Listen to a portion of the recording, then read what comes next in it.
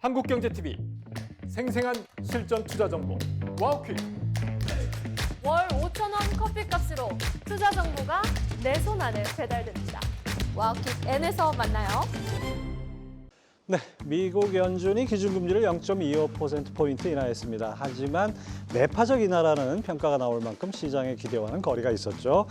우리 시장은 고환율 부담까지 겹치며 금리와 환율이 서로 다른 방향을 보이는 상황입니다. 이런 변화 속에서 투자 전략을 어떻게 잡아야 할지 오늘 두 분의 꾼들과 함께 짚어보겠습니다. 윤지호 경제평론가, 곽상준 매트릭스 투자자문 대표 두 분과 함께 경제전쟁꾼 지금 시작합니다.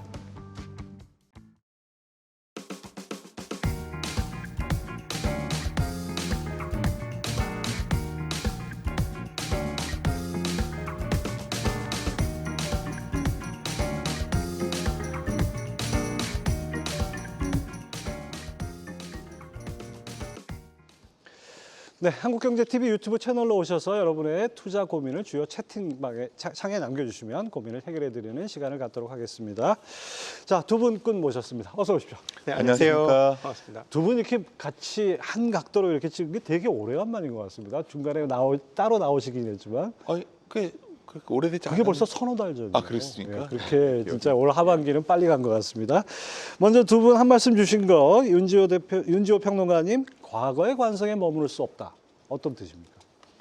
그러니까 최근에 원달러 환율의 약세를 보면 과거로 보면은 상당히 뭔가 위험한 상황인지 그러한 좀 우려도 표명할 수 있는 시점인데 뭐 그게 좋다는 아니겠지만 사실 환율도 이러한 레벨도 이유가 있는 레벨이고요. 예. 주식시장 같은 경우에도 사실 이 정도 올해 70% 올라왔기 때문에 이 정도 빠른 속도로 올라왔다면 당연히 그 고공권에 대한 고민이 시작돼야겠지만 사실 여전히 현재 상승을 이끌어왔던 힘 자체는 유효하기 때문에 그 역시도 좀 과거와는 관성과는 좀 다르게 생각하는 게 타당하지 않을까 그런 취지에서 일단 말씀을 드렸습니다. 우리 흔히 증시 격언에 뭐 산이 높으면 골이 깊다 뭐 이런 네. 얘기 했는데 이제 산이 높은 산은 계속 높아지는 뭐 이런 분위기라고 봐야 될까요? 뭐 변동성이 11월에도 출현하고 여러 가지 시장의 그 악재들도 나오고 여러 가지 영향을 주고 있지만 기본적으로 굉장히 단단한 느낌을 받으실 예, 거거든요. 그렇죠. 그래서 빠질 것 같은데 다시 또 그렇죠. 치고 올라가. 우리가 과거에 한국 증시가 좀 바닥에서 돌았으면은 어느 정도 약간 박스권적 흐름이 강했었는데 뭐 좀 요즘 많은 분들이 애널리스트 분들 중에서도 과거에 좀 길었던 대세 상승기를 대입해서 현장세를 보는 경향이 있는데 저 역시 좀 한국 증시 자체가 그러니까 경제가 좋아져서 오른다기보다 기본적으로 금융이 실물을 지배하는 그런 선진국형 증시로 예. 진화를 시작한 것이 아니겠는가 그런 취지에서 아까 관성에서 좀 벗어나자 네. 이런 말씀을 그러니까 과거에 우리가 습관적으로 기억했던 그런 네. 패턴하고는 좀 다른 모습을 보인다 이렇게 네, 그렇게 해석하는 바라보고 거죠. 있습니다. 네. 네. 자, 곽상준 대표님. 네. 곽상준 대표님 항상 이 한 말씀이 상당히 좀 셉니다. 현금이 쓰레기가 되는 세상. 네. 네. 이번에 이제 연준이 금리 인하를 결정하기에 앞서서 시장 분위기가 그렇게 돌아가고 있는데요. 그러니까 현금이 쓰레기가 된다가 우리는 보통 이제 자산 가격이 오를 때 뭐 주식 가격이 오르냐, 부동산 가격이 오르냐 이런 거에 관심이 많은데 최근의 흐름을 보면 전방위적으로 모든 자산 가격이 다 오르고 있습니다. 공급이 엄청 많은 그 원유를 제외하고는 뭐 구리, 그다음에 뭐 알루미늄, 예. 뭐 금은 물론이고 은, 은도 많이 네, 올랐죠. 이런 가격들이 모두 큰 폭으로 오르고 있어요. 그러니까 코로나 이후 엄청나게 늘었던 총통화 증가량, 그러니까 미국뿐만 아니라 뭐 일본, 한국, 중국까지 통화량을 엄청나게 늘렸는데 이 모든 것들이 이제 현실화되고 있는 과정이다. 그 나라들이 돈을 걷어들였느냐? 일부 미국 같은 경우 걷어들이긴 했습니다만 여전히 과거보다는 훨씬 많은 6조 대 중반 정도의 총통화를 기록하고 있지 않습니까? 예. 그러다 보니까 모든 투자자들이 이거를 인식을 했고 또 하나는 총통화가 늘어났을 뿐만 아니라 부채로 자산 시장에 뛰어드는 규모가 과거보다 훨씬 더 늘은 것 같습니다. 그리고 자산의 어떤 과거처럼 그 영역이 따로 구분되지 않고 예. 전 영역에 이 모든 부채를 사용하는 투자자들이 쫙 들어가고 있다는 거죠. 그리고 금융이 과거보다 훨씬 더 보편화되었고 훨씬 더 용이해졌습니다. 즉 과거 같으면 원자재 이런 걸 투자한다는 게 굉장히 어려웠습니다만 그렇죠. 각종 패시브들이 만들어지면서 사실 뭐 옛날 같으면 우리가 알루미늄에 투자해 어려운 얘기지 않습니까? 근데 할 수 있지 않습니까, 요즘에? 그러니까 그러다 보니까 전방위적으로 퍼지고 있고, 그래서 전 자산 주체가 대부분 상승하는. 특별히 이제 원자재 쪽에서 보면 경기가 보통은 원자재는 경기의 반영이었거든요. 예. 대표적인 게 구리였는데 그렇죠. 지금 구리 가격이 사상 최고 행진을 하고 있는데 중국의 CPI, PPI 올라갈 생각 전혀 없어요. 그러니까 절반 정도의 소요를 하고 있는 중국의 경기가 살아나지 못함에도 불구하고 사상 최고치를 찍는다. 이거는 뭐 전형적인 통화 가치 하락, 현금이 쓰레기가 되고 있는 흐름들의 반영 아니냐 이렇게 볼 수밖에 없고, 최근에 한국 시장에서 나타나고 있는 기묘하고도 재미난 현상, 땅 가진 주식들의 상승. 예. 네, 이것도 결국 그런 축의 하나로 해석할 수 있지 않을까 싶습니다. 밀물이 들어오면 모든 배가 떠오른다라는 그 말이 떠오르는 상황인데, 근데 가상자산은 왜 이렇습니까? 가상자산은 지난번에도 말씀드렸습니다만 연초 대비 100% 가까이 오른 다음에 조정을 받는 거니까 충분히 조정을 받았고, 가상자산이 약간 선택적 기로에 있는 것 같아요. 예전에는 원자재가 오르기 전에는 가상자산이 눈에 띄는 투자할 수 있는 자산이었는데 이미 한번 크게 시세를 냈고, 원자재는 가상자산만큼 오르지 않았거든요. 그런데 가상자산만큼 레버리지는 없겠지만 투자 편의가 과거보다 훨씬 높아졌잖아요. 그러니까 이게 선택적으로 원자재 가격이 오른 딱 그 시점부터 가상자산의 가격 흐름이 굉장히 둔탁해졌습니다. 좀 얼터너티브하게 선별되고 있는 거 아닌가라고. 대안이 그만큼 많아졌다. 네. 그다음에 그동안 덜 오른 거 찾다 보니까 또 이렇게 그 투자 대상이 확산된다. 이렇게 볼 수 있겠군요. 자, 이런 얘기를 중심으로 해서 오늘 풀어가도록 하겠습니다. 이번 주 뭐 가장 큰 이벤트라고 하면 뭐니 해도 연준의 금리 결정이었죠. 연준이 올해 마지막 통화정책회의에서 기준금리를 0.25%포인트 내렸습니다. 뭐 예정이 돼 있긴 하지만 매파적 발언들이 쏟아지면서 그 과정이 순탄치만은 않았는데요. 그랬던 만큼 시장 반응이 좀 뜨뜻미지근하다. 이렇게 표현할 수 있을 것 같아요. 보기에 따라 다 다르겠죠. 그러니까 저는 상당히 연준이 전향적 스탠스로 나아가고 있다 바라보고 있습니다. 중요한 거는 우리가 10월 이후에 글로벌 증시를 좀 흔들었던 핵심적 이슈는 결국 미국의 단기 유동성이 좀 씨가 말랐던 그런 부분이 있었는데, 결국 그는 국채를 누가 사주냐의 문제에 있었고, 아까 금리를 내리는 것도 중요하지만 사실 버냉키 이후에 우리가 연준을 바라볼 때는 사실 2008년에 14년까지 금융위기 나왔을 때 양적 완화라는 개념이 나왔었고, 그다음에 QT로서 회수를 했었고, 코로나 때는 무제한으로 양적 완화를 했었거든요. 결국 연준이 금리 정책보다 대차 대조표 정책을 통해서 돈을 풀 때 자산 시장은 굉장히 큰 환호를 보냈었습니다. 네, 물론 이번에 굉장히 제한적 의미에서의 not QE라는 표현을 여러 번 강조했지만 여하튼 연준이 결국 다시 되감기에 나서는 거라면, 뭐 단기 국채를 산다는 얘기가 나오고, 그렇죠. 뭐 장기 국채 안 사서 별로다, 뭐 온갖 얘기를 하지만 중요한 건 돈 풀기가 시작됐다는 점에서 결국 앞으로 나올 어떤 그러한 여러 가지 우려 요인들, 예를 들어서 우리가 오라클도 그랬고 뭐 다들 돈 문제 아니겠어요. 이런 높은 금리로 발행되고 있는 이러한 채권들이 물론 장기채에 연동되겠지만 미국의 소위 채권 시장이 그래도 좀 약간 불안해지면 연준이 나설 수 있는 시그널을 줬기 때문에 저는 뭐 이거를 갖다가 뭐 혹시다 별시다 우리끼리 말 나누는 거고요. 기본적으로 연준이 이 상황을 갖다 통제하려고 하고 있고, 또 내년이 되면 뭐 오히려 우려 요인도 되지만 연준의 권력이 결국 트럼프의 소위 행정부 스타일로 종속이 될 겁니다. 뭐 원하는 건 하나일 거예요. 결국 장기채 금리를 잡아야지만 소위 수의자 지출 문제를 해결할 수 있고, 또 최근에 제기되고 있는 미국의 패권 전쟁의 핵심, 결국 대규모 AI 투자에 대한 자금 마련할 때 이자 문제도 해결할 수 있기 때문에 저는 내년 상반기까지 이러한 연준의 스탠스는 상당히 주식시장에 우호적일 것이다. 저는 이런 시각에서 현재 FOMC 바라봤습니다. 금리보다도 오히려 대차 대조표 결정을 한다. 이렇게 말씀 주셨습니다. 자, 곽상중 대표님, 미국이 내년에 이번에 그 FOMC에서는 내년에 금리를 내리더라도 뭐 한 차례 정도 이렇게 얘기 나오지 않았습니까? 이 현재 이 금리 전망의 핵심 포인트는 뭐라고 봐야 될까요? 우리 그 윤지호 평론가님의 인사이트를 근거로 말씀을 드리면 저희 같은 사람들이 우리 윤지호 우리 그 평론가님한테 많이 배우는 입장이에요. 저도 많이 배웁니다. 그거 뭐라 그럴까요? 교사의 교사라고 표현해야 될 분이 우리 윤지호 평론가님인데 말씀하셨던 인사이트를 근거로 생각을 해보면 지금 이번에 과연 연준은 우리가 항상 생각할 때 두 가지 중요 임무가 있다라고 하면서 하나는 고용이고 하나는 물가다라고 했는데 이번 결정을 보면서 앞서 윤 평론가님의 말에서 반영이 되었습니다만 아니 얘네가 고용 그다음에 물가 이 두 가지를 정말 생각한 거야? 물론 이제 고용 얘기를 좀 하긴 했습니다만 오히려 성장을 생각했다라고 예. 밖에 볼 수 없습니다. 그러니까 앞서 말씀드렸던 대로 지금 AI 대전이 시작이 되었고 AI에 천문학적인 돈이 있고 그리고 연준 인사들의 발언들을 통해서 보면 AI가 실질적으로 경제 효율성, 경제 성장률 또는 생산성 향상에 어떤 영향을 미치는가가 조금씩 언급이 계속 나오고 있거든요. 그렇다면 지금 미국을 일으켜 세우고 그다음 성장률을 구가시켜주는 유일한 하나가 AI인데 말씀하셨던 대로 지금 상황에서 AI를 위한 분위기 조성을 위해서는 어떤 게 가장 필요하냐 하면 무한대의 자원 배분이지 않습니까?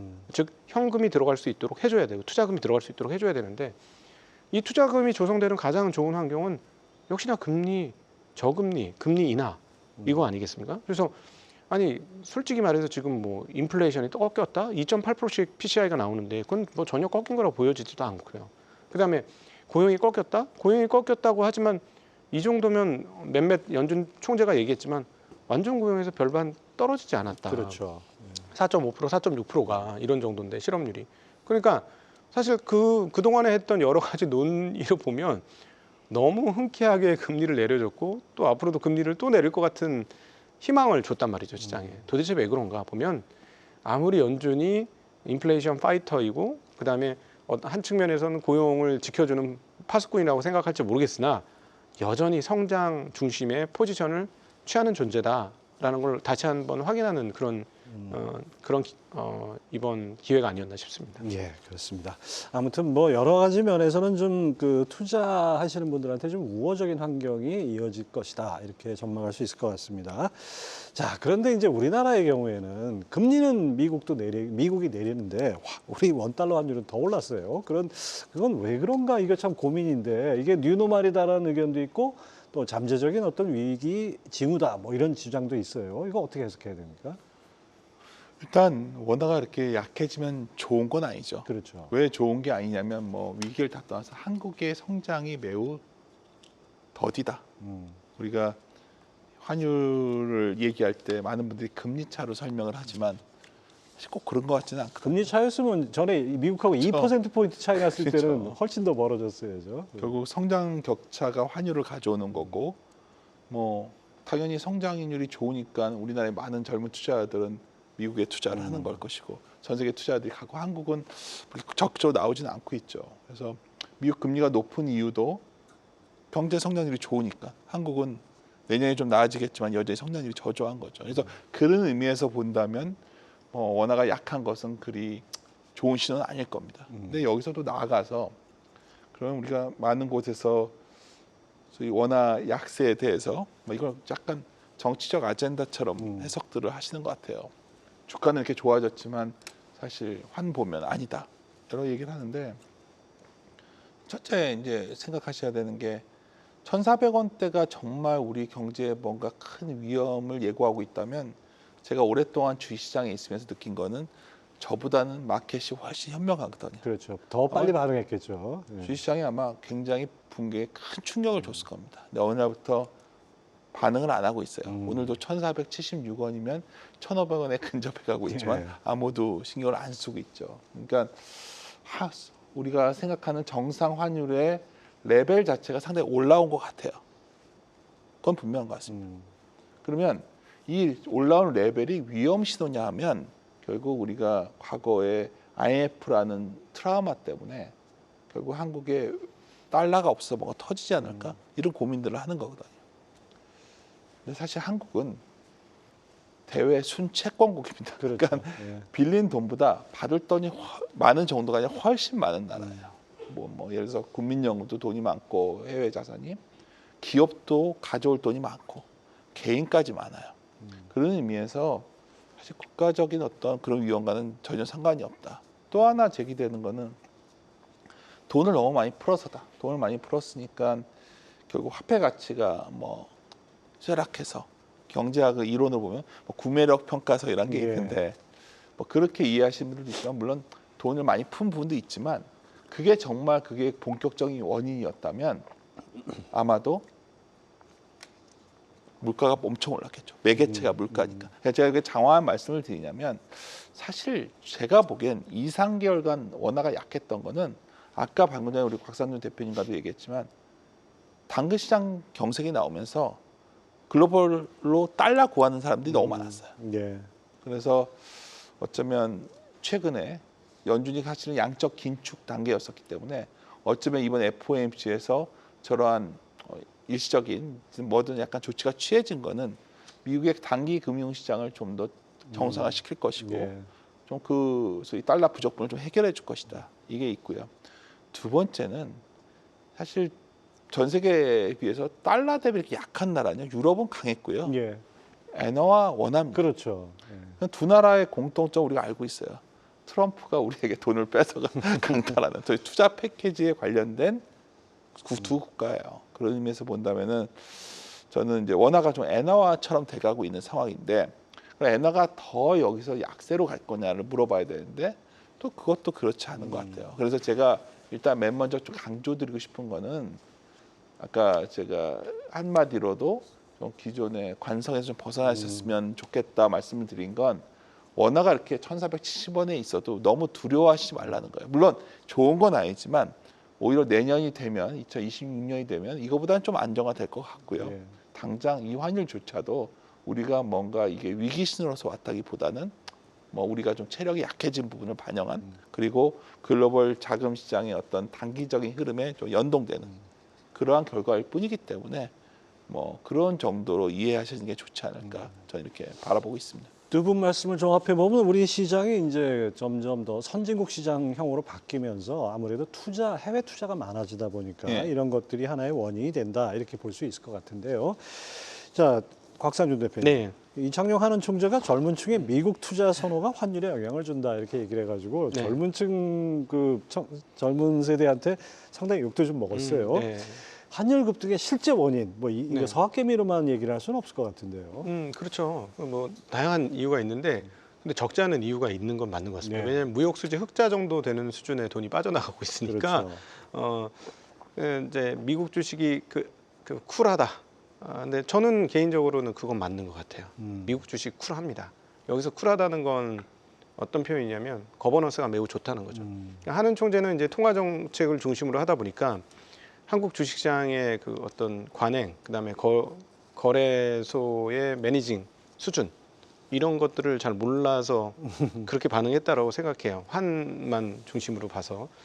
그래서 사실은 그걸로 이제 젊은 층의 비난을 많이 받았습니다만 한번 곱씹어 볼 필요가 있는 대목인데요. 미국 주식은 쿨한데 한국 주식은 쿨하지 않아. 그러면 어떻게 해야 할까요? 한국 주식을 쿨하게 해줘야 되거든요. 근데 예. 그건 한국은행이 할 일은 아니고요. 그렇죠. 예,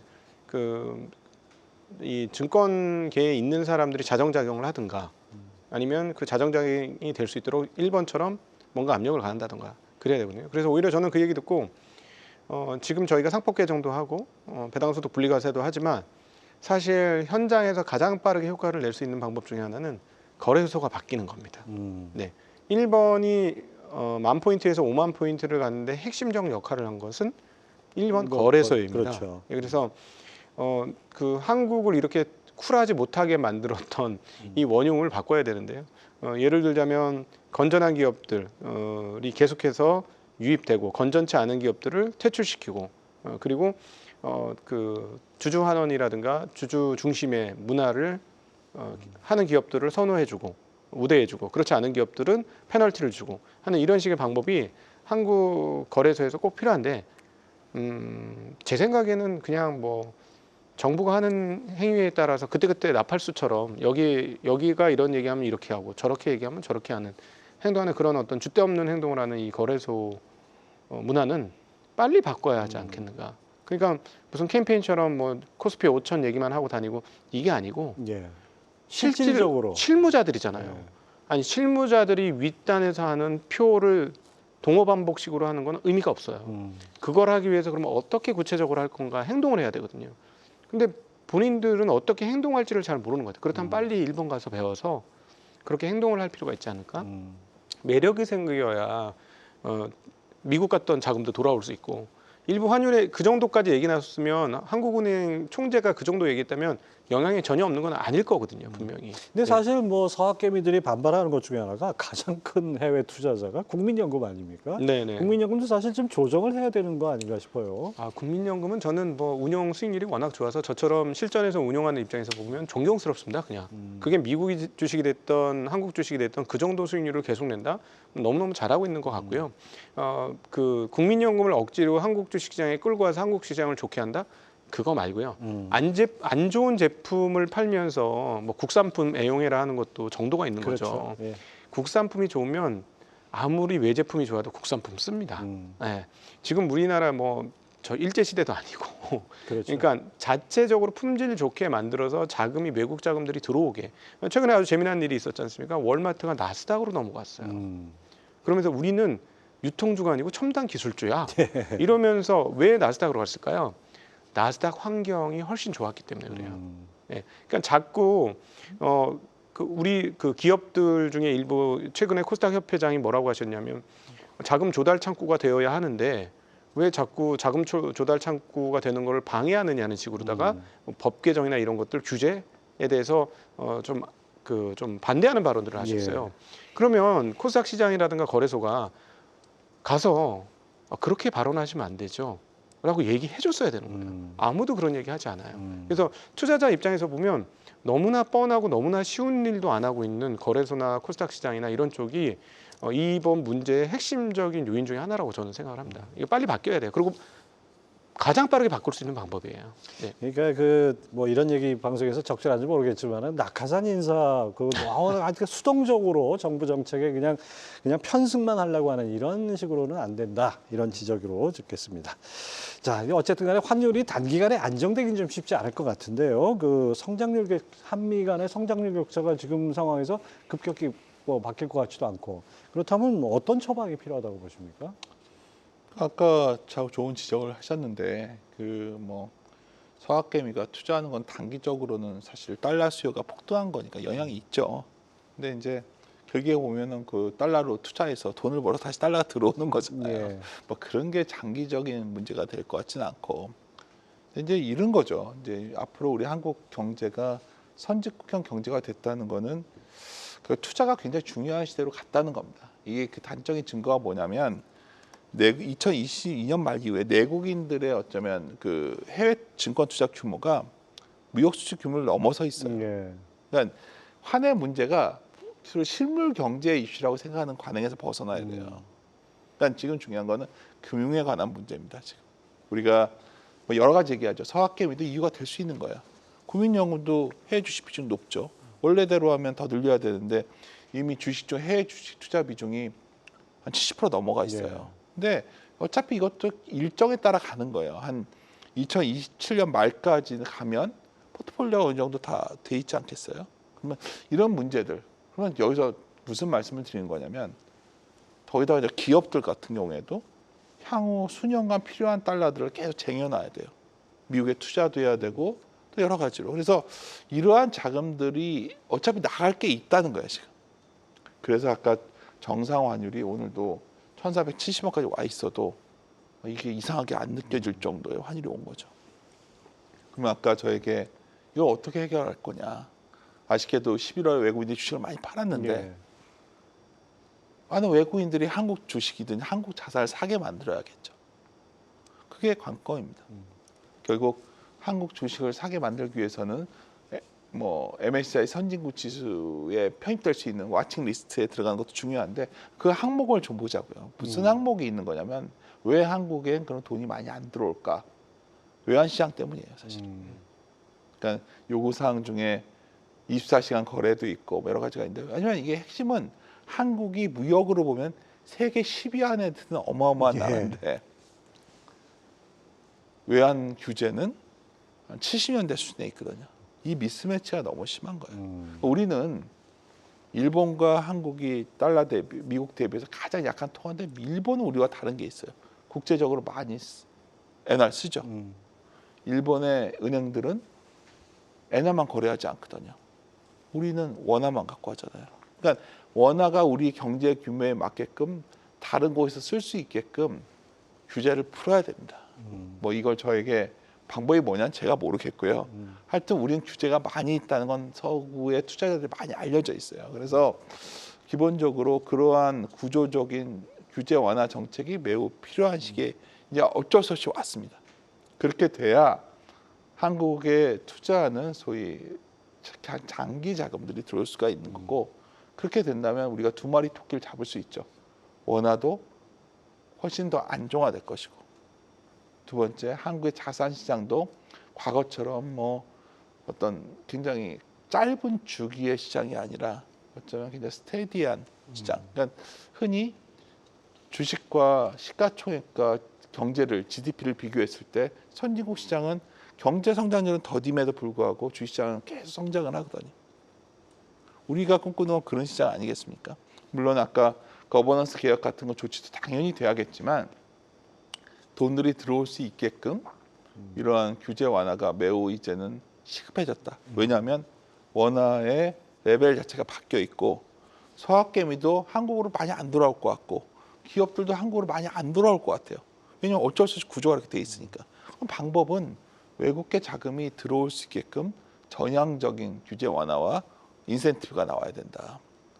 공장도 들어오게끔 해줘야 되고. 그래서 그러한 소위 정책이 장기적으로 수립돼야 성장률이 회복되면서 환율 문제가 해결되지 않을까. 저는 이렇게 바라보고 있습니다. 그렇습니다. 뭐 원화가 좀 더 많이 좀 선호되는 그런 통화가 돼야 될 것 같은데. 뭐 네. 말씀하셔도 그러니까 그 연결되는 이야기인데요. 지금 일본도 제조업과 산업을 부흥시키기 위해 그렇게 노력을 했습니다만 30년의 그 어떤 침체를 회복을 못했고 결국은 2014년부터 그 구조개혁을 하면서 금융시장 개혁을 했거든요. 예. 결국은 금융 없이는 더 이상 성장률을 지탱할 수 없다라고 판단했기 때문에 금융을 키운 건데 저는 한국에서 이 금융 산업에 대한 생각을 좀 바꿀 필요가 있을 것 같아요. 이게 산업적으로 키워야만 국제적 경쟁력을 갖는다. 우리는 그동안에 이제 산업적 경쟁력, 제조업 경쟁력을 생각을 했는데 사실 여러모로 보면 금융 서비스가 훌륭하고 금융 산업이 고도로 발달했느냐 생각해보면 그거 같진 않아요. 예. 그래서 금융 산업을 고도로 발달시킬 수 있어야 되겠다는 생각을 좀 그 정책 입안자들이 좀 하고 전향적으로 어떻게 하면 금융이 발전할 수 있는지 외국의 사례들도 배워가면서 그렇게 대응을 좀 할 필요가 있지 않을까. 그러니까 저는 뭐 규제는 할 때는 꼭 필요하다고 생각해요. 왜냐하면 금융을 잘못 고삐를 놓으면 그냥 나라가 망하는 쪽으로 가게 만드는 게 금융인들의 탐욕이라고 저는 생각을 하거든요. 규제는 필요하다고 생각을 하지만 그러나 핵심적이고 중요하고 필요한 규제를 하고 좀 그 꼭 중요하지 않은 거. 그러니까 우리나라에서 보면 이런 게 좀 많은 것 같아요. 그 우리가 옛날 그 오얏나무 아래에서 갓 고쳐매지 말라고 하는데 그건 결국은 오얏 열매를 따는 것을 막기 위한 행동인데 근데 우리나라는 갓근을 묶는 행동을 막고 있어요. 예. 그래서 너무 안타까운데 예를 들어 오얏나무를 따가면 아주 엄정하고 큰 징벌을 주고 예를 들어서 오얏을 딴 게 아니면 그걸 가지고 징벌을 할 필요는 없지 않느냐. 실제로 범죄 행위를 한 게 아닌데. 그러니까 우리는 사전에 오얏나무 근처를 아예 못 가도록 선제적으로 모든 걸 끊어내는 그런 문화가 너무 강해요. 그렇죠. 예, 그래서 그 벌을 줄 때 아주 크고 강하게 다시는 범죄를 할 생각을 못하도록 크게 벌을 주고 대신에 범죄가 아닌 걸 가지고 범죄처럼 생각하지 말자 하는 그런 말씀을 꼭 드리고 싶어요. 맞습니다. 뭐 우리 흔히 얘기하죠. 네거티브 포지티브 규제. 하지 말라는 것만 빼고 다 할 수 있는 거냐 아니면 하라는 것만 할 수 있고 나머지는 하면 안 되는 거냐 이 관점에서 이제 환율도 제조업 관점이 아니라 지금 금융시장 관점에서 봐야 된다는 두 분 말씀 아주 인상적으로 들었습니다. 자, 근데 이제 환율, 금리, 주식시장이 삼각관계라고 표현해야 될 것 같은데요. 지금 투자자들은 어떻게 대응해야 됩니까? 이 고환율을 뉴노멀로 놓고 전략을 짠다면. 저는 그래서 사실 개인적으로는 너무 궁금한 게 여기 중심에 현대차가 있는 거 아니야? 이런 생각을 정말 많이 합니다. 왜냐하면 지난번에도 한번 나와서 말씀드렸습니다만 지난 5월 달 이래로 엔과 원화의 관계는 단 플러스 마이너스 10원 안짝에서 다 움직였어요. 940원에서 50원 그 사이 왔다 그렇죠. 갔다 했죠. 940원을 기준으로 위아래로 10원. 자산운용을 말하는 수많은 단어 중 이지스의 단어는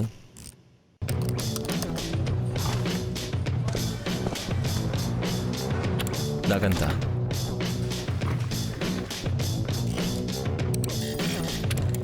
높인다,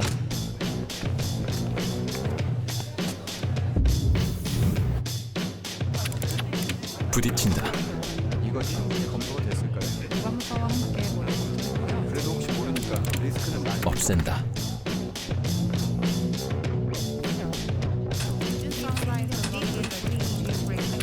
잊는다. 오직 단 하나의 단어, 지킨다를 위해. 그렇게 전략적으로 지켜낸 자산으로 좋은 기회를, 더 큰 성장을, 지속 가능한 수익을, 가장 기본에 충실해야 새로운 투자의 가능성으로 나아갈 수 있을 테니까. 그래서 이지스 한마디로 지키되 새롭게. 이지스 자산운용. 밖에 움직이지 않아요. 거의 수평으로 차트를 그려면 5월달 이래로 계속 수평적이에요. 그렇죠. 같이 예. 움직였다는 얘기네요. 예, 그래서 오히려 그 원화의 환율이 어떻게 될 거냐 물어보기 전에 1번이 금리를 어떻게 할 거냐 물어보는 게 더 맞을 것 같아요. 근데 1번은 나라 자체가 변화를 별로 좋아하지 않아서 이번에 뭐 금리 인상을 할 것이 유력해 보이는데 추가적으로 나오는 얘기가 뭐 27년까지 추가적으로 2번 이 정도밖에 얘기 안 나오거든요. 그러니까 한 해 한 번 정도 수준 뭐 이렇게 얘기가 나오니까 그 엔화는 아예 그 어느 정도의 약세를 그냥 그 설정을 한 것 같습니다. 아무리 봐도. 그리고 한국은 엔화 대비로 무턱대고 강세를 갈 수 없다라고 정책 당국에서 확정을 한 거 아닌가 하는 생각을 지울 수가 없어요. 예, 그래서 앞서 말씀드렸지만 옛날 같았으면 외환위기 수준의 약세인데 별일 없는 이런 상황이 지속되고 있는데 그 중에 중요한 포인트가 아마도 1번일 것이고, 1번과 우리가 너무 경쟁하는 산업이 많다 보니 1번 대비 환에서 우리가 매력이 없을 경우 무역 수지라든가 산업적으로 갑자기 위축될 수 있어서 그거를 지금 정책 당국 굉장히 두려워하고 있는 거 아닌가, 거기에 포지셔닝이 맞춰 있는 거 아닌가 하는 그런 생각을 많이 하게 됩니다. 그렇습니다. 자, 거기다 또 하나 이제 우리 간단히 짚어봐야 될 게 국민연금이 내년 그 환율 하락을 예상하면서 전략적 환해지를 가동을 했습니다. 내년 환율 전망 진짜 예상대로 좀 내려갈까요? 전략적 환액지라는 건 원래 있는 거예요, 정책이. 당연히 연기임처럼 큰 기관에서는 올해 1월에도 사실 뭐 1,450원 넘어갔었거든요. 네. 그때 결국은 전략적 환액지를 진행했었고 6월 되니까 안정구간 되니까 일부 조기에 종결하고 뭐 이런 정도인 거죠. 그래서 이게 뭐 자꾸 기사화 되니까 뭐 재가동이다 하는데 중요한 거는 원래 있던 기능을 하는 건데 그 규모를 더 키워도 된다는 생각이고, 기본적으로 이제 이러한 소위 원화의 상황이 전체적으로 좀 현재 우리가 달러가 부족해 구하기 힘들어서 생긴 일이냐, 그게 가장 포인트가 되는 것 같아요. 그러면 우리가 이러한 상황을 어떻게 잘 활용할 거인가에 집중해야 되는데, 저는 오히려 주식시장 종사자 아닙니까? 저는 뭐 이걸 제가 무슨 정책 위반장도 아니고 투자자 시각에서 그럼 이거 어떻게 활용할 것인가. 결국 계속해서 아마도 국내에 투자를 크게 늘리지는 않겠구나. 그러니까 왜 이렇게 기업들이 달러를 안 갖고 들어올까? 그냥 달러 확보하고 해외에 뭔가 거점을 투자해야 되기 때문 아닐까요? 그러면 어떤 기업이 수출 기업이 실적이 좋아져도 낙수 효과가 과거와 같지는 않겠구나. 뭐 그런 생각을 일단 하고 있고요. 그렇죠. 네. 그럼 투자자들은 어떤 기업을 그럼 더 선호해야 될까? 물론 어떤 수출 기업들이 워낙 움직였기 때문에 주춤하고 있지만 환에 관련된 소위 매출 증가분이 감안되는 기업들 우리가 잊었던 것도 다시 봐야 되는 상황이 올 수도 있는 예. 거죠. 예를 들어서 반도체는 다들 알려져 있으니까 그런 거고, 뭐 자동차도 아까 일본과 경쟁 관계가 있지만 여하튼 나쁘지 않고, 조선 중에서도 뭐 LNG선 쪽으로 나온다면 수주가 나온다면 좋아지는 거고, 어쩌면 우리가 여기서 얻을 수 있는 포트폴리오 아이디어는 수출주의 주도적 지위를 쉽게 잃을 것 같지는 않다는 생각이 들어요. 그러니까 우리가 포트폴리오라는 게 축구 경기를 하면 공격수를 어떻게 가져가고 수비수를 어떻게 네. 가져갈 거냐 고민하면, 만약 이 시장이 이 정도 올라오게 되면 수비수 비중을 보통 올리는 게 일반적이거든요. 그렇죠. 일단 우리가 한 3대 0으로 이기고 있다 치면 골을 안 실점을 먹어야죠. 안 하면 되니까. 예, 예. 그런데 지금 시점은 골을 더 넣을 수도 있는 상황임을 감안한다면 굳이 공격력을 약화할 필요는 없다. 그런 시각에서 포트폴리오는 여전히 수출주 위주의 공격적인 구성이 낫지 않을까. 환만 보더라도 저는 이렇게 판단하고 있습니다. 그렇습니다. 아무튼 뭐 환율도 아주 중요한 투자의 변수긴 하지만은 지금 상황에서 우리가 좀 생각을 바꾸고 관점을 바꿔야 되지 않나 이런 생각이 듭니다. 좀 다른 얘기 좀 해보죠. 시장 주도주가 지금 하반기 들어서 완전히 반도체 중심으로 가고 있는데 여기 두 분이 저 윤지호 평론가님, 곽상준 대표님 모신 게 벌써 한 달 고정 출연하셨을 때가 벌써 6달 전입니다. 그래서 세월이 이렇게 빠르다 싶은데 그때만 해도 정말 4,000포인트 갈 것이냐, 방향성은 있다 뭐 이런 얘기 많이 하고 그랬었는데 두 분 긍정적으로 전망해 주신 대로 지금 이렇게 와 있습니다. 현재 코스피는 어떻게 보고 계신지 두 분 그 소감이 궁금합니다. 주가를 보면 현기증이 나죠. 네. 그러니까 여기서 이제 선택을 해야 됩니다. 나는 이 정도 수익이면 됐어. 올해로 잘 해오셨다면 나는 뭐 여기서 내려갈 거야. 뭐 이런 선택도 있을 수 있겠죠. 근데 저라면 올라온 이유가 근거가 있냐가 매우 중요한데 저도 이 정도의 이익 증가세는 굉장히 드물었는데 놀라운 건 내년 상반기까지의 이익 증가세는 더 가파르다는 거죠. 결국 현재 주도하고 있는 이러한 업종들의 내년 1분기 실적이 나오는 뭐 최근에도 좀 왔다 갔다 불안정하죠. 오늘도 같은 경우에도 뭐 브로드컴 뉴스 나오면 또 막 흔들리고 예. 있잖아요. 근데 이제 이때마다 생각하는 거는 주가보다 결국 그것에 구성하는 이익 내지 비즈니스를 보게 되면 이 시장은 여전히 끌고 가야 되는 상황인 겁니다. 그러니까 어떤 종목을 보냐의 차이가 있는 건데 저는 여전히 그 EPS 곱하기 PER이라는 주가의 구성에서 봤을 때 여전히 EPS 장세가 이어지고 있다 보고 있고 그러면 EPS 장세가 언제 끝나는 거냐? EPS에 대한 기대 수준이 더 올라가기 힘들 거라는 약간 불안감이 생기면 그 전에 주가가 꺾이거든요. 그렇죠. 근데 최근에 컨센서스를 보면 예를 들어서 아주 단순 산수로 낸드나 디램 가격 상승분 내지 이러한 마진폭과 현재 컨센서스를 비교해 보면 그것도 못 쫓아오고 있고 예.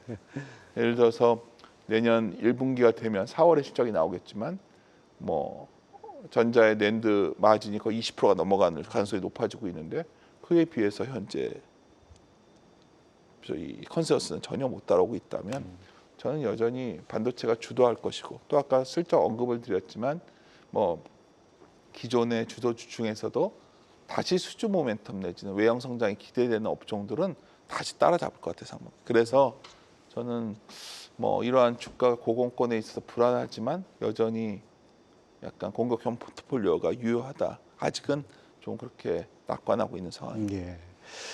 네. 곽상준 대표님 어떻게? 이번 주에 아주 재미난 사건이 있었는데 하이닉스가 투자 경고 종목에 지정이 됐습니다. 네, 그렇죠. 네, 투자 유의 종목을 넣으면 투자 경고 종목이 되어서 뭐 신용 미수 이거에 불과한 종목이 100% 됐어요. 준거금 가져야 네. 되는 거죠. 한국에서 시가총액 2위 종목이 무슨 잡주처럼 취급되는 상황이 왔어요. 그러니까 뭐 댓글에 뭐 그게 네. 있더라고요. 시총이 400조가 넘는 종목을 이렇게 하면 어떡하냐. 뭐. 네, 그렇죠. 그래서 아주 그 재미난 사건인데 그 촉발시켰던 게 ADR이거든요. 예. 두 가지 건이 여기서 읽을 수 있는 대목입니다. 왜 ADR 건으로 인해서 하이닉스 한 단계 더 올라갔느냐? 아무리 비교를 해봐도 도저히 마이크론하고 같은 시장에 있을 경우 말도 안 되는 밸류에이션인 거죠. 그러니까 매출은 2배가 높은데 주가는 3배 쌉니다. 아, 네, 주가는 3분의 1밖에 안 되는 네, 거예요. 그러니까 이게 진짜 그 시가총액이 붙어 있어요. 근데 매출이 2배고 이익이 3배 차이거든요. 근데 이익이 3배 차이인데 시가총액이 30조, 그러니까 대략 한 10%밖에 차이가 안 납니다. 하이닉스 한 10% 높습니다. 이 밸류에이션 어떻게 얘기할 거냐? 그래서 요즘 뭐 말씀하신 대로 지수만 놓고 보면 엄청 높은데, 근데 좋은 실적을 내는 기업들은 여전히 말도 안 되는 수준의 밸류에이션이에요. 이익 대비로. 그러니까 이익이 안 나오는 기업들은 한국은 주가가 높고요. 이익이 잘 나오는 기업들은 주가가 낮아요. 참 신기하죠. 예. 그래서 많은 분들이 뭐 코스닥가 이제 좋아지는 거 아니야? 코스닥 너무 싼 거 아니야? 하지만 저는 이렇게 말씀드리고 싶은데 코스닥이 너무 비싸고요. 거래소는 대체적으로 상당히 쌉니다. 예. 아니 생각을 해보세요. 이익 대비 6배, 7배가 비쌉니까? 지금 미국 평균이 23배가 넘는데 그러니까 결코 비싸지가 않은 거예요. 그래서 이제 더 이상 드리고 싶은 말은 이 시가총액 2위 종목이 투자 경고를 했다는 건 시스템적으로 한국은 박스권을 벗어날 수 없다는 사고 구조가 만들어낸 사건이다. 이번 것은. 그렇죠. 예. 그것도 과거의 관성이라고 그렇죠. 봐야겠네요. 상승을 한 번도 경험을 못 해본 지난 20년을 통해서 상승이라는 게 있을 수 있는지 상상력이 완전히 고갈된 상태에서 나온 사건이다라고 생각하고요. 그러니까 자꾸 이제 지수가 이렇게 올라가니까 이제는 다시 조정을 받아야 되는 거 아니냐. 즉 20년 박스권에 우리 머릿속에 두뇌가 하나의 휴리스틱이 아예 그냥 고정화된 거라고 저는 생각해요.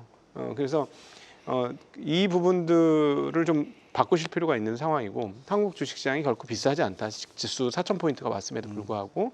그래서 역시나 결국 투자는 이 기업이 나한테 얼마의 현금을 창출시켜 줄 것인가를 근거로 보시고 그다음에 금리를 보시고 금리보다 나에게 훨씬 더 많은 이익을 줄 수 있다면 그건 투자할 수 있는 거예요. 예. 지수를 보고 투자하지 마시고 내가 투자를 했을 때 은행이자보다 이 리스크에 대한 보상을 받으면서도 더 높은 수익을 얻을 수 있다. 이런 것을 집중해서 투자를 하신다면 한국은 여전히 투자하기 좋은 기업들이 꽤 많습니다. 듣고 보니까 그러네요. 진짜 우리가 그 생각을 좀 바꿔야 되는 여러 가지 그 변수들이 지금 변화들이 있습니다. 윤지호 평론가님, 코스닥이 뭐 여러 가지 연초 대비 코스닥도 좀 오르고 정책적인 어떤 그 노력도 좀 있고 해가지고 뭐 좀 키 맞추기 한다 그랬는데 지금 곽상준 대표님은 코스닥이 비싸고 오히려 코스피가 싸다 이렇게 얘기하셨는데 어떻게 보십니까? 그러니까 많은 분들이 이제 과거의 어떤 사례를 대입해서 많이 바라보는 거죠. 그러니까 우리가 코스닥 활성화 정책이 굉장히 강화됐다 2017년이에요. 예.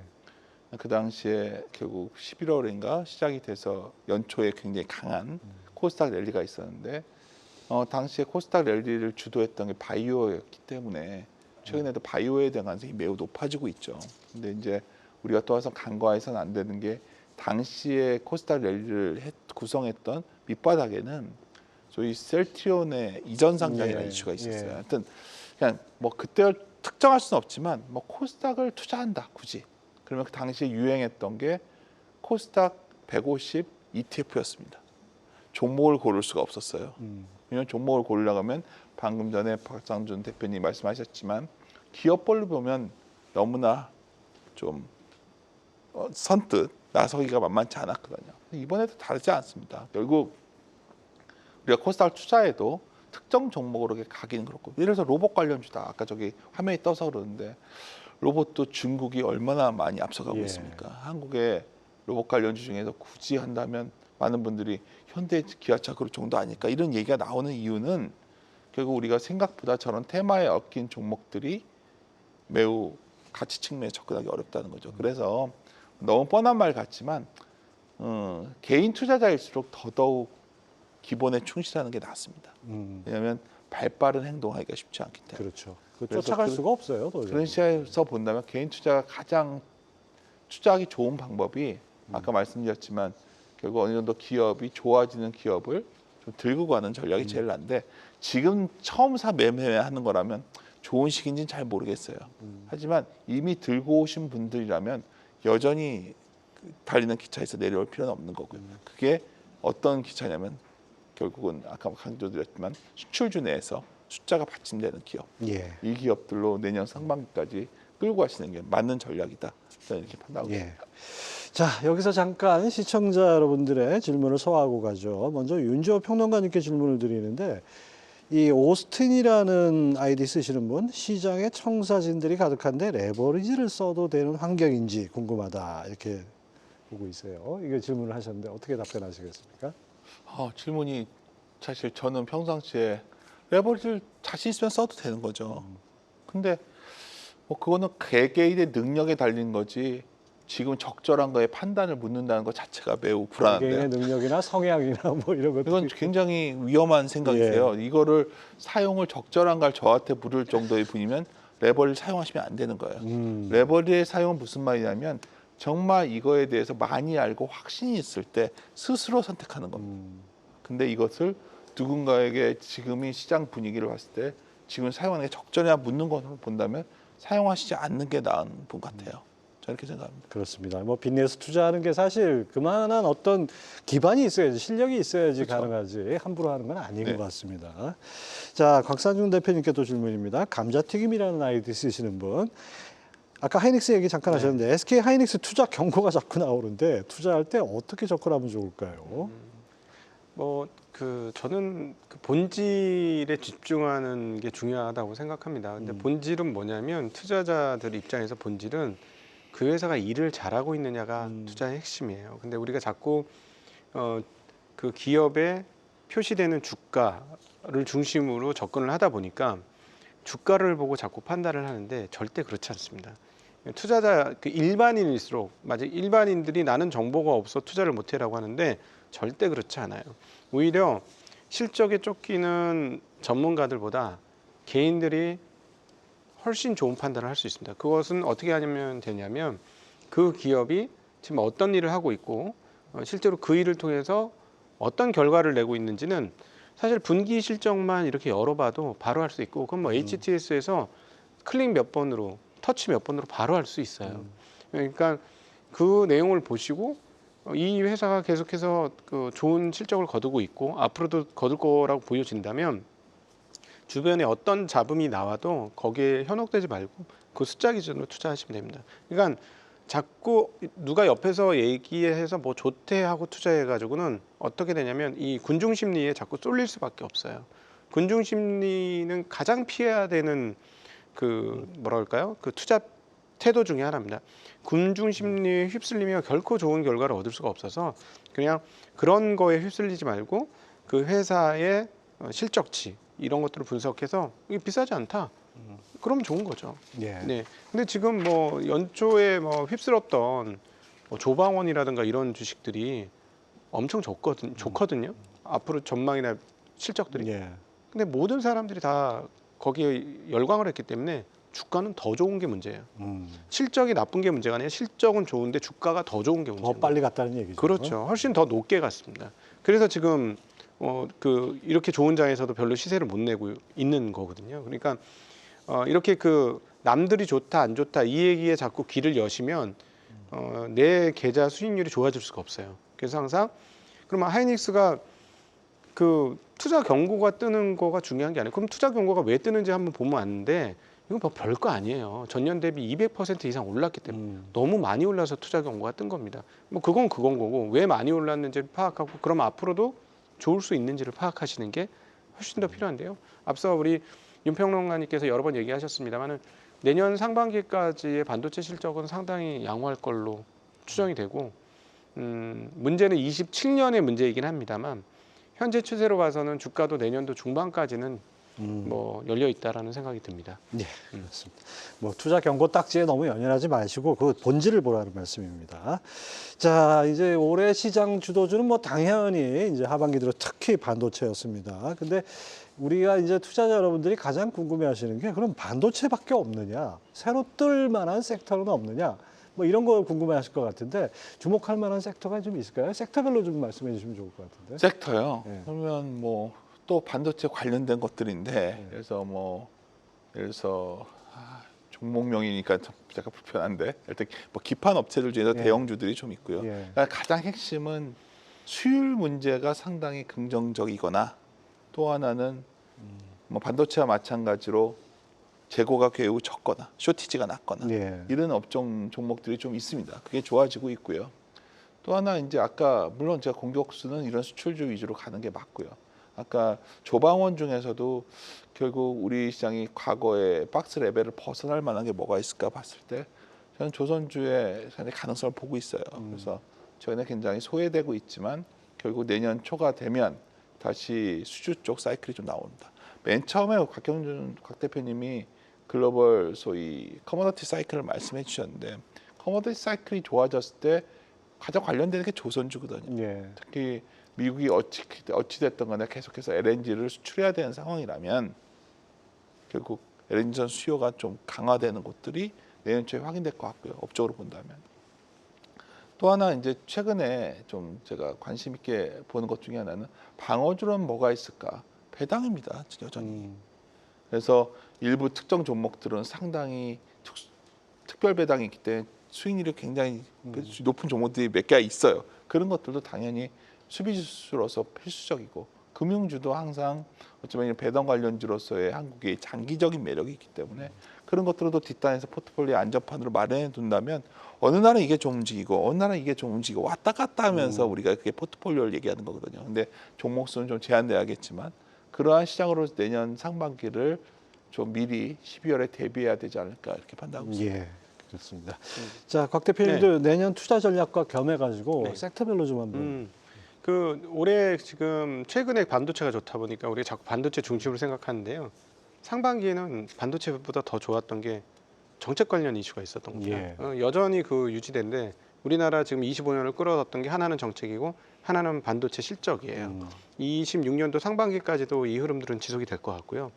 그래서 이제 앞서 이제 반도체는 충분히 얘기를 해주셨으니까 정책 관련주들을 보면 오늘 같은 시장도 그 분위기 나는데 일단 그 배당소득 분리과세가 드디어 반영이 뭔가 좀 시작되는 것 같습니다. 왜냐하면 배당이 높은 주식 중심으로 좀 주가가 오르고 있고요.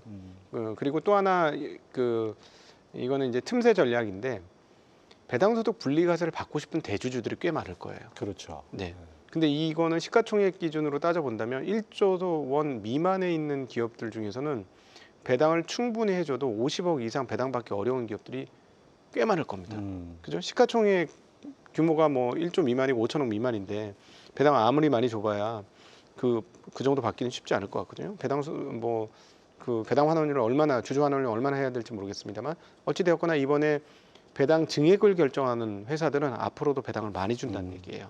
그 배당소득 분리과세를 위해서 증액을 하는 것이기 때문에 그래서 그런 쪽 영역을 조금 찾아보시면 어떨까. 이거는 저희 같은 그 투자자는 좀 힘들어요. 왜냐하면 시가총액 5천억 이하는 저희가 실제로 투자를 해보니까 접근이 매우 어렵더라고요. 저희가 원하는 만큼 물량을 사기도 어렵고 그래서 이거는 개인한테 열려 있는 시장입니다. 이거는 네 계좌에서는 충분히 실현할 수 있습니다. 2천억, 3천억짜리 중에서 배당이 갑자기 늘어날 회사들 이런 것들은 좀 찾아보시면 좋을 것 같고 여전히 뭐 금융주들 중에서 실적이 올라가고 있는 금융주 증권시장이 좋으면 당연히 증권주가 좋겠죠. 과거부터 계속 오랫도록 얘기했고 이제는 지겹기도 한데 뭐 여전히 나쁘지 않을 것 같습니다. 아무튼 뭐 공격 측면에서 본다 그러면 여전히 뛰는 종목을 잡아야 되겠고 수비 측면에서 본다면은 배당주 쪽에 관심을 갖는 그런 전략이 필요할 것 같습니다. 자, 이 연말 연초에 두 분 이렇게 모시기 힘들었는데 두 분 이렇게 모시니까 제가 더 든든합니다. 그냥 두 분 오늘 수고 많으셨습니다. 네. 네, 두 분과 함께하니 복잡했던 흐름 속에서 방향이 조금은 보이는 듯합니다. 금리와 환율 그리고 시장의 변화는 계속되겠지만 단기보다 구조적 변화를 보는 전략이 중요하다는 점을 오늘 다시 한번 확인했습니다. 경제전쟁권 다음 주 금요일에 다시 뵙겠습니다. 시청해 주신 여러분 감사합니다.